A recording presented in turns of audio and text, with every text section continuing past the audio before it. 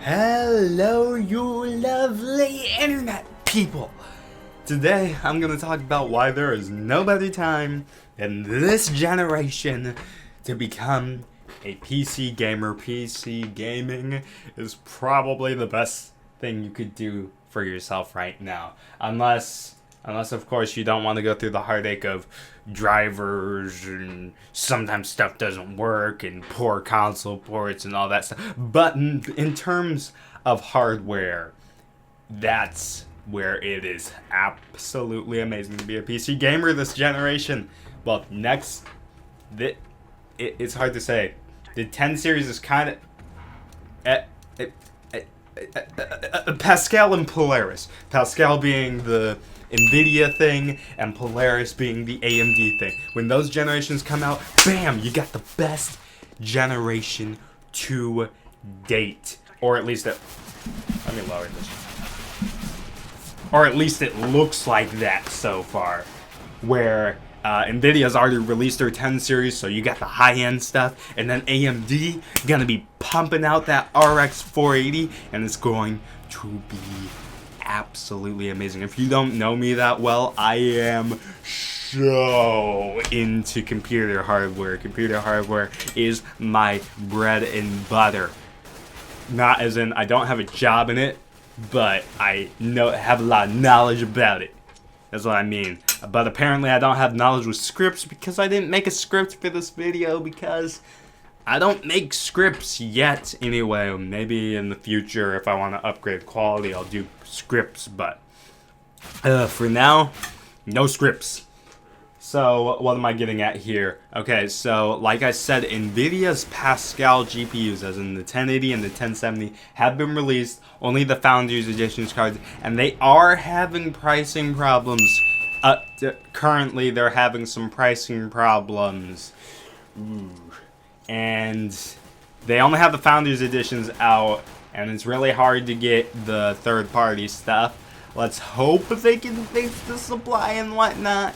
But basically, that's your high-end stuff. That's if you want 1440p gaming or 4K gaming. The 1080 is the 4K card, 1440p card is the 1070 basically. And then we've got the lower end being the RX 480 from AMD, the first Polaris GPU, and then lower than that is the RX 470, which is touted as the 1080p card, and then the RX 460, which is touted as the esports card, I think that's what it's called, or maybe it was MOBA card. But basically it's like itsy bitsy little guy that's just for playing little games that don't take that much intensity. But you can play them on the highest settings, and ow, I scratched myself. But you can play them on the highest settings and do that kind of thing. And it's just amazing. Absolutely amazing this generation. Now, I know I need to explain why. Now, the thing about it is that, or at least the 480 and up are going to all be VR ready. And the 480 has the MSRP of $200. Well, not $200, $199, less than $200. That's stupid pricing. Stupid America. You're trying to make people buy stuff like, oh, it's less than $200. No, it's freaking $200 and there's tax. Okay. But the RX 480 and up, and that's $200, are all VR ready. Now, I know the VR headsets are $600 and $800 respectively. There will be stuff like OSVR and stuff, and there's also exclusivity things like with the consoles, so it's like, yeah.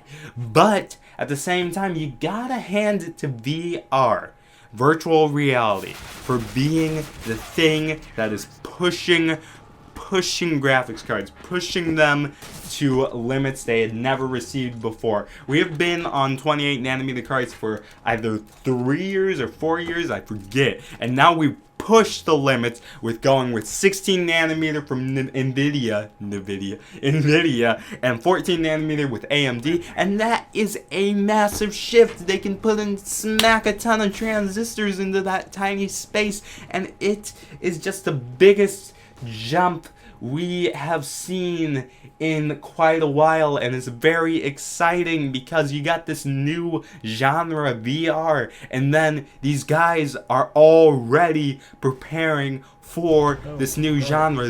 You've heard it time and time again, maybe from your favorite YouTuber, maybe from your favorite Twitch streamer, maybe from just some random article of some guy that walked into a demo and saw it, but VR looks to be the future. And the fact that this generation is that VR generation. Now, while the VR stuff isn't quite there yet, as in content, and it's still expensive, it's still nice to know that it is possible. It's just like when 4K first became a thing, and everyone was just like, 4K is the future, 4K is the future, 4K is the future, smack your face with 4K. And obviously 4K panels were expensive as friggin' hell, but not gonna say that. And eventually 4K went down in price, and obviously the cards couldn't drive the cards could drive 4K, but not on max settings and stuff like that. But as time went on, they kept going, and 4K became kind of still not there. They're trying to get there in terms of gaming. In terms of content, it's kind of iffy on the 4K side. It's hard for, I don't think the 4K analogy was that good. God dang it, my analogies. But I guess you see where I'm going with this. VR has pushed the boundaries, and although it's not affordable currently, unless you're a baller, it will eventually become something that is quite great. You even see, I'm talking about PC gaming, but I'm gonna go on a tangent and talk about mobile stuff. You even see that, I think it's Snapdragon. Yeah, Snapdragon's new, no, it's Adreno?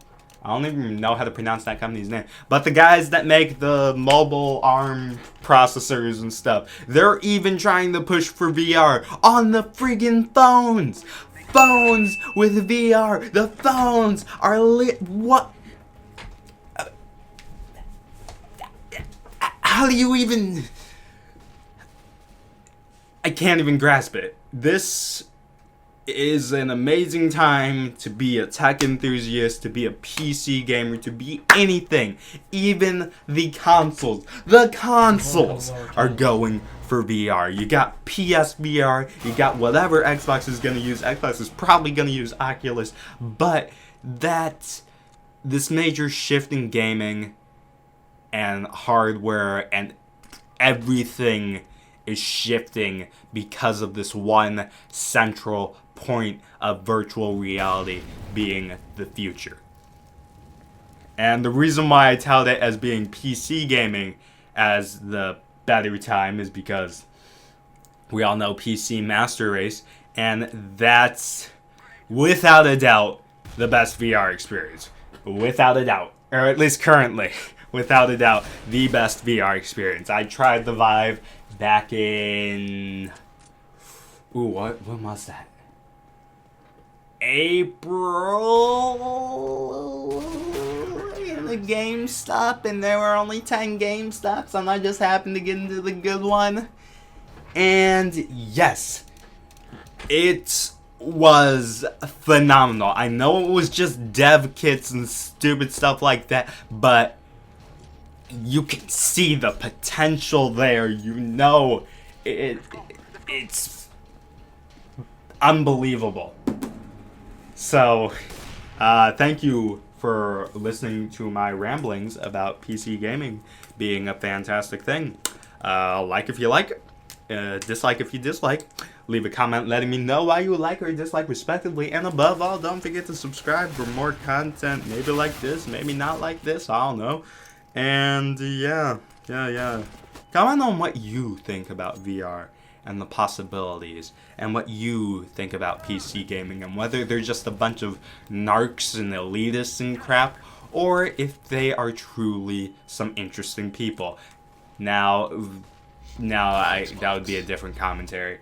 altogether, so I'm not gonna do that. But I will tell you, I have bought a vlogging camera, so expect vlogs in the future, and expect a moving vlog, and things of that nature. And what else have I done?